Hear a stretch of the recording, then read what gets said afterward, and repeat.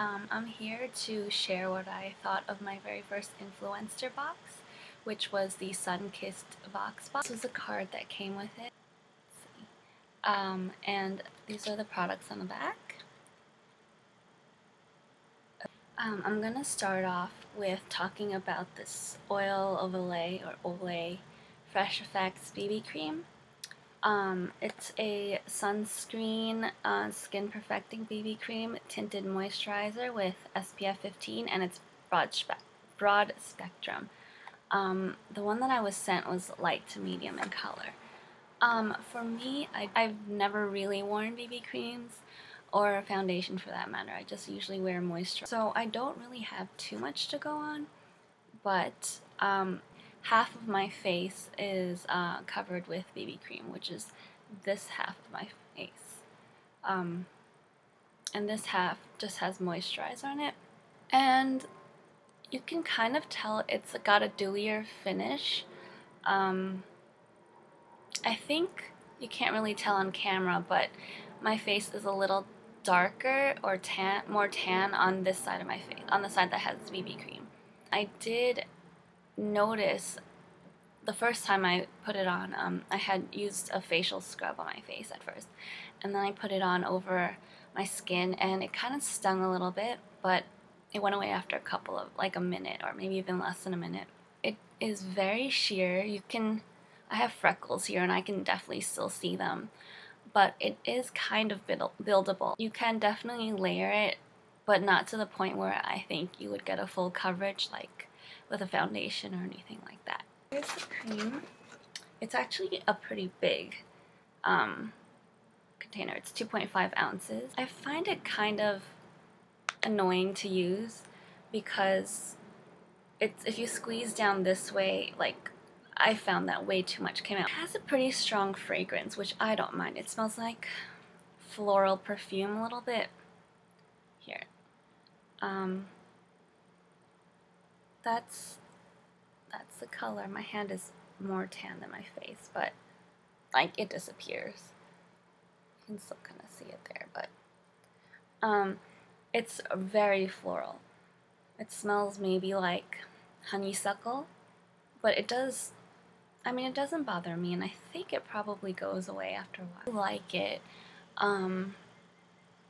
I think it's really natural looking, and it's easy even for someone who doesn't wear makeup like me to use. I have been more conscious over the past 6 months or so of the ingredients in my everyday beauty products, and that's part of the reason why I will be uploading empties videos, because I want to get rid of all the products that I can with harmful ingredients. It says in the description, no oil or PABA, just the good stuff. It does have parabens in it. Dimethicone. It's got methylparaben, polyparaben. Yeah. I mean, oh, and ethylparaben. I do have a blog, so I will take a picture of the back of this and post it and try to figure out what some of these chemicals mean. The Olay Tinted Moisturizer is $13 retail, and it claims 24-hour hydration, which, I mean, I don't know if it does that. I usually wash my face at the end of the night, and then I apply my nighttime moisturizer, so even if it did offer a 24-hour hydration, I wouldn't know. It comes in fair to light and light to medium, so it's not great. I mean, I feel like there's a whole spectrum of tones that are left off that scale. The next product, and I was really excited about this, is the Goody Ouchless Ribbon Elastics. I had actually been eyeing these at Target, but I couldn't, like that day I went, they didn't have any, which was lucky because it came in this Influenster box. They look like this. I mean, I'm sure you've seen these. They sell them everywhere, even at like American Eagle Outfitters. Typically, I use these Ouchless ones, also from Goody. These aren't holding up so well, especially in the summertime with my hair buns. I have really, really thick hair. like, and this is already like thinned out, so I have a lot of hair, and for me to use one of these, if I want to do a bun, it just doesn't hold it up. It's too flimsy, and eventually it looks like this, and then I have to toss it. So far, these have been holding up really, really well. I'll show you the one I've been using. It is a little stretched out now.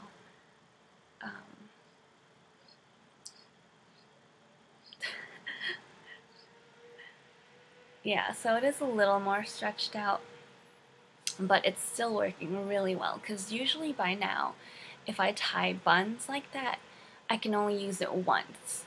I've tied buns twice with this, and then ponytails. I mean, it is a little looser. I think after having tied up the bun, it doesn't hold up as well for ponytails. I have to like redo my ponytail every 2 hours or so, whereas when I first started using it, when it was like this shaped, it was like a whole day thing. In fact, it was really tight for my hair type, and I almost felt like I needed to like pull it out because it was starting to give me a headache. It was that tight. So I'm really happy with this. It comes in a 5-pack. It's like this grayish silver color, black, pink, purple, and this sort of gunmetal gray, or maybe taupe-ish. I don't know, it's kind of taupe actually. Yeah, I'm really happy with it. The next product that came in the Influenster box was this SinfulShine nail color. It's a Sinful Colors line, and it has gel technology, as you can see, and it's exclusively sold at Walgreens for $2.99. These are the 32 colors offered. And I don't think this postcard really depicts well what the colors look like in person. I have this Wisp color over here. It is white out white. I remember when I was 5 in kindergarten and my female friends and I didn't have nail polish at home. We would paint our nails white with whiteout in class. And why we even had whiteout, I don't know. I mean, like, what does a 5-year-old need whiteout for? I don't know. This product uses gel technology, which I actually went to their website and tried to figure out what that meant. And all it really says is that it is a special gel technology that makes the nail polish dry shinier, which I guess is why it's called SinfulShine. I hated this nail polish. I mean, I didn't have a choice in color because they sent it to me. And I mean, if you really want to, you can make white work. Anyway, let me tell you why I hated this product from the very get-go. See that line? It's really sticky. It's really sticky, and like, I'll apply it on one finger for you guys. It's really streaky. That's coat 1.